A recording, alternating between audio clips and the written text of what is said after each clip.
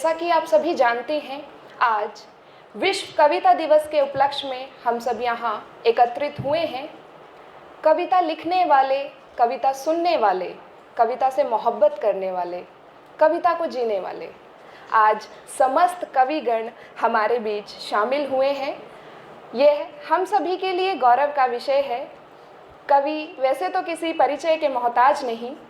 यहाँ उपस्थित प्रत्येक कवि और कवयित्री के सम्मान में फिर भी मैं दो पंक्तियाँ कहना चाहूँगी। ये पंक्तियाँ नीरज जी की हैं। आत्मा के सौंदर्य का शब्द रूप है काव्य, आत्मा के सौंदर्य का शब्द रूप है काव्य, मानव होना भाग्य है, कवि होना सौभाग्य।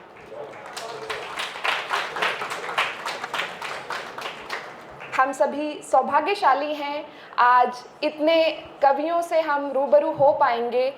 मैं इस सम्मेलन में शिरकत करने वाले प्रत्येक कवि और कवयित्री का तहे दिल से स्वागत करती हूँ।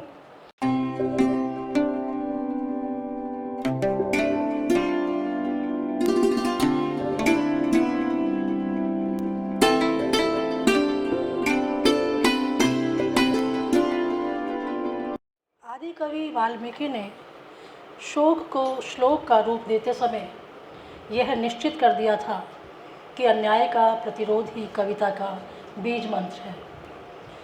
कविता निसंदेह अपने समय का दस्तावेज होती है। वह लगातार उन सवालों को उठाती है जो मानवता के मार्ग में अवरोध हैं। कालजयी कविता वही है जो आने वाले समय एवं पीढ़ियों को प्रेरित कर सके। दिनकर जी ने कहा था, लोहे के पेड़ हरे होंगे तो गान प्रेम का गाता चल, नम होगी यह मिट्टी ज़रूर, आंसू के कण बरसाता चल। आज का कवि सम्मेलन हमें कविता के नए संवेदन, नए शिल्प, नए रूपों से परिचित करवाएगा, ऐसा हमारा विश्वास है। आज विश्व कविता दिवस है, तो इसको बहुत ही अच्छे ढंग से आपने जो मनाने का फैसला किया है, उसके लिए मैं आपको सभी को बधाई देता हूँ। मेरचंद महाजन डीएवी महिला महाविद्यालय, ये महाविद्यालय नहीं है दोस्तों, ये एक पूरी की पूरी यूनिवर्सिटी है। अगर मैं ज़्यादा बोलूँगा तो मुझे लगता है कि मेरे वो कविता के नंबर कट जाएंगे। मैं कवि को कविता के साथ बहुत प्यार होता है। इस दुनिया में वह कौन हो सकता है, इस दुनिया में वह कौन हो सकता है जो वायु भी दे, छाया भी दे, फल भी दे और मीठी दुआओं का सुरक्षा चक्कर भी दे। इस दुनिया में वह कौन हो सकता है जो वायु भी दे, छाया भी दे, फल भी दे और मीठी दुआओं का सुरक्षा चक्कर भी दे। वह सिर्फ माँ हो सकती है। हाँ, वह सिर्फ माँ हो सकती है। नज़्म वो होती है जो किसी ख़ास टॉपिक को लेकर कही जाए, और उर्दू का शायर हूँ इसलिए उर्दू में बात करता हूँ, उर्दू में ही शेर सुनाऊँगा। अर्ज़ करता हूँ, और इसका उन्वान है याद, यादें, मेमोरीज, स्मृतियाँ जो होती हैं। देखिए किस किस तरह से अपना काम करती हैं। याद दीवानगी का सरमाया, सरमाया कहते हैं दौलत को।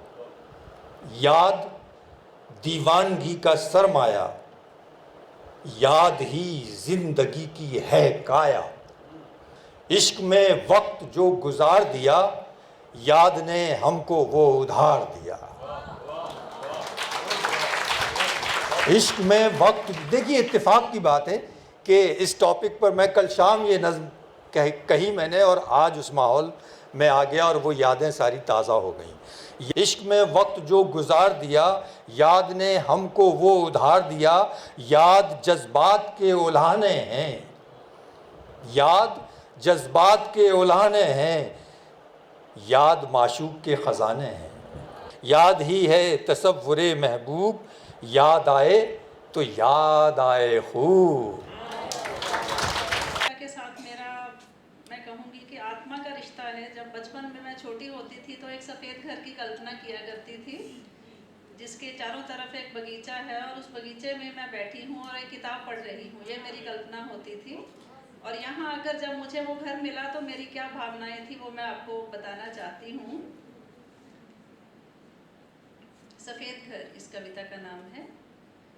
बहुत अमीर बनने का सपना नहीं था, बहुत अमीर बनने का सपना नहीं था, किसी महल का ख्वाब भी अपना नहीं था। बस एक खूबसूरत सफ़ेद घर का ख्याल दिल में बसाया था, जिसे चारों तरफ बगीचे से सजाया था। मगर ये मालूम न था वो घर कहाँ है, मेरे ख्वाबों का वो शहर कहाँ है। उसे ढूंढते इस जीवन पथ पर हम चलते रहे, न जाने कितने दिन, साल और मौसम बदलते रहे।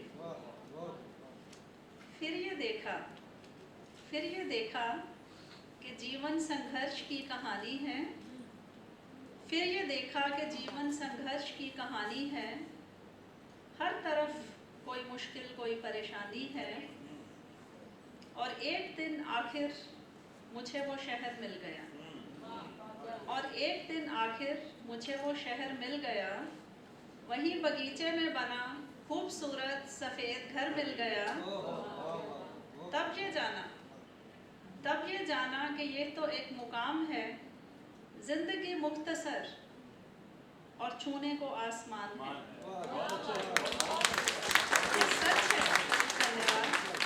ये सच है कि मशक्क़त के बिना मुक़द्दर नहीं मिलता।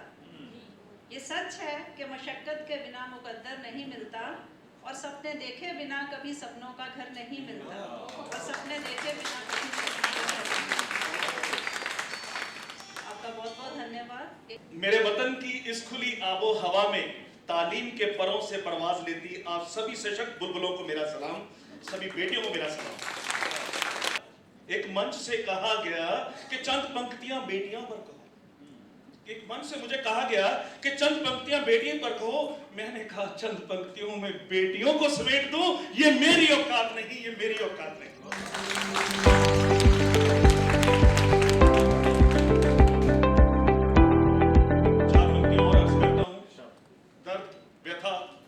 साक्षात करता हूं आपके साथ कि मैं कुछ अनसुलझे सवालों के जवाब मांगता हूं।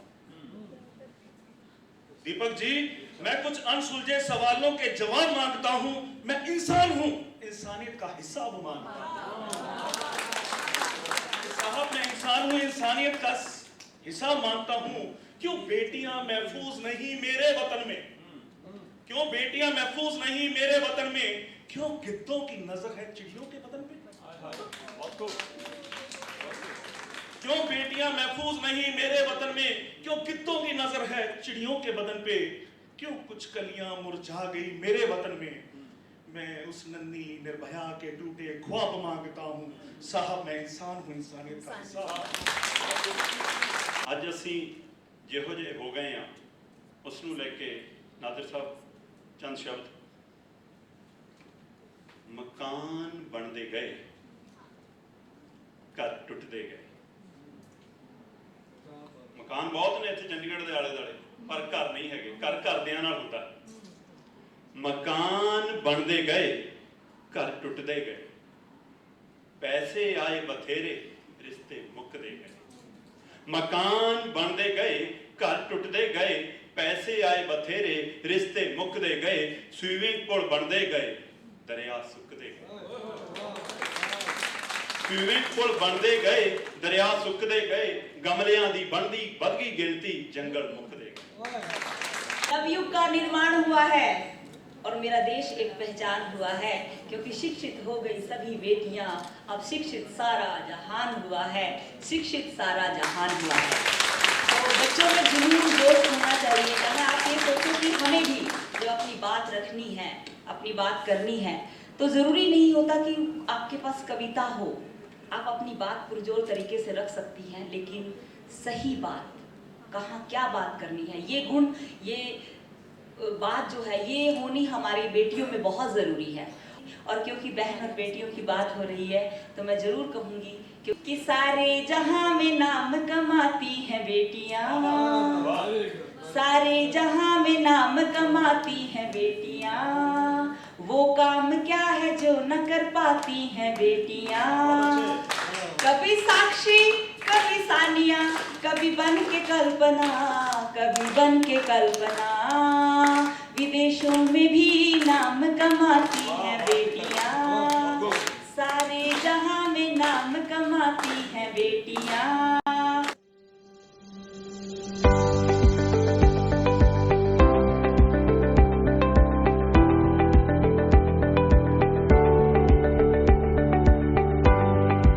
ਕਵਿਤਾ ਦਾ ਆਗਾਜ਼ ਲਾਕਡਾਊਨ ਦੇ ਦੌਰਾਨ ਹੋਇਆ। ਮੈਂ ਪਹਿਲੇ ਕਦੀ ਕਵਿਤਾ ਲਿਖੀ ਨਹੀਂ ਸੀ, ਵਾਰਤਕ ਹੀ ਲਿਖਿਆ ਕਰਦੀ ਸੀ। ਸੋ ਲਾਕਡਾਊਨ ਦੇ ਦੌਰਾਨ ਬੈਠਿਆਂ ਅਚਾਨਕ ਇਹਦੀ ਆਮਦ ਮੇਰੇ ਦਰ ਤੇ ਹੋਈ ਤੇ ਉਸ ਅਹਿਸਾਸ ਨੂੰ ਮੈਂ ਆਪਣੀ ਇਸ ਪਹਿਲੀ ਕਵਿਤਾ ਦੇ ਵਿੱਚ ਤੁਹਾਡੇ ਨਾਲ, ਜਿਹਦਾ ਸਿਰਲੇਖ ਹੈ ਮੇਜ਼ਬਾਨੀ।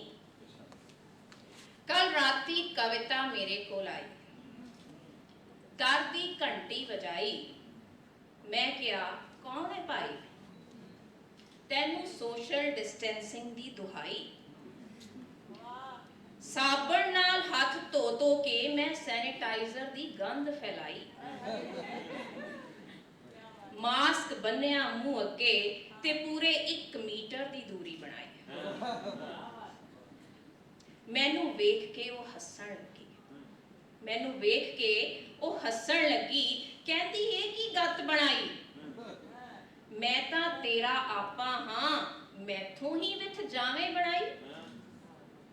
ਭਾਈ ਵੀਰ ਸਿੰਘ ਦੀ ਸੁੰਦਰਤਾਈ, ਪ੍ਰੋਫੈਸਰ ਪੂਰਨ ਸਿੰਘ ਦੀ ਖੁੱਲ ਅਜ਼ਮਾਈ, ਮੋਹਨ ਸਿੰਘ ਦਾ ਮਾਰਕਸੀ ਪਿਆਰ ਉਪਾਈ, ਅੰਮ੍ਰਿਤਾ ਨੇ ਜੋ ਵਾਰਸ ਨੂੰ ਆਵਾਜ਼ ਲਗਾਈ, ਸ਼ਿਵ ਨੇ ਲੂਣਾ ਜੋ ਅੱਗੇ ਲਿਆਈ।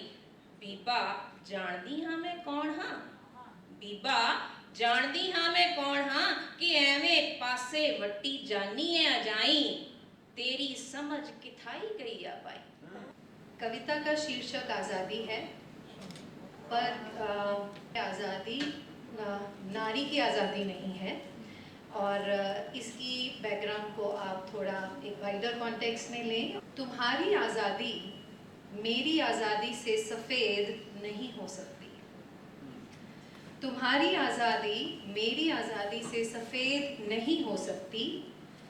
शुभ्र रहने के लिए, ताउम्र रहने के लिए उसे एक साल ही रहना होगा, एकदम बराबर, वरना भिड़ जाएंगे किनारे मेरी और तुम्हारी ख्वाहिशों के। किरचियाँ सी दरकने लगेंगी उम्मीदों की, और टूट जाएंगे आखिर में उड़ानों के पर दोनों के ही। कहते हैं पौधों को भी बद्दुआएं लग जाया करती हैं,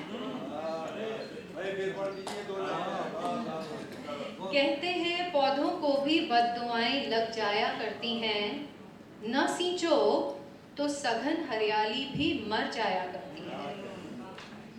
तो सहेज कर रखना होगा खुशियों से बना ये सपनीला पारिजात, समझना होगा कि आज़ादी और उसकी सीमा रहती है होकर आत्मसात।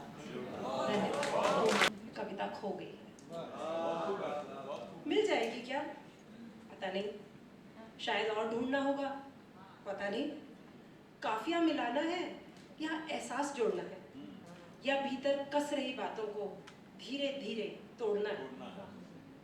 हाँ, कविता की मदद तो लगेगी, मगर अब वो खो गई है।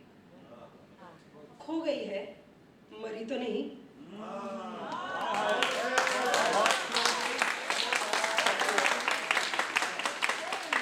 खो गई है, मरी तो नहीं, शायद तो ज्यादा ही संभाल कर रखती है। किसी और दिन, सुबह, दोपहर, रात में किसी कहानी के पात्र से उलझते हुए, जीवन के दाव पेच को समझते हुए, सच कहते हुए झूठ छुपाते हुए, सच कहते हुए झूठ छुपाते हुए उसे मिलना ही पड़ेगा, क्योंकि कविता खो गई है, खत्म नहीं हुई। आपका बहुत बहुत खैर मकदम। छोटी सी पोइम है, इसका नाम है उधार की खुशियाँ। उधार की खुशियों से कब तक मन बहलाओगी, उधार की खुशियों से कब तक मन बहलाओगी, खुद में इलाही को अब तुम तलाशो, खुद में इलाही को अब तुम तलाशो। वह गुलशन बेगाना है, वह गुलशन बेगाना है, उसके फूलों की महक भी, वो गुलशन बेगाना है, उसके फूलों की महक भी। तुम अपने अंदर एक बगीचा संवारो, तुम अपने अंदर एक बगीचा संवारो। कब तक लुटाओगी मोहब्बत के खजाने औरों पे, कब तक लुटाओगी मोहब्बत के खजाने औरों पर। अरे पहले अपने दिले बेगाना को तो संभालो। आज के कवि सम्मेलन के पश्चात हम इतने आश्वस्त हो ही गए हैं कि आज की कविता अपने समय के सरोकारों को बेबाकी से बयां कर रही है। आज कविता के तेवर बदल रहे हैं, विषयों में एक खास तरह की शिफ्टिंग हो रही है। अनेकानेक समस्याओं एवं बाधाओं के बीच कविता लिखी जा रही है, यही संतोष का विषय है। अंत में इस कामना के साथ कि लोग चेहरा नकाब कर लेंगे, लोग चेहरा नकाब कर लेंगे, तुम मुखौटे उतारते रहना। मैं मेहरचंद महाजन डीएवी महिला कॉलेज के स्नातकोत्तर हिंदी विभाग एवं सोचते कलम क्लब की ओर से सभी अतिथियों, स्टाफ मेंबर्स, प्रतिभागी छात्राओं, अन्य छात्राओं एवं टेक्निकल स्टाफ का धन्यवाद एवं आभार व्यक्त करती हूँ। आप सभी के सहयोग से यह कार्यक्रम उत्कृष्ट बन पड़ा। आप सभी का बहुत आभार, अभिनंदन, धन्यवाद।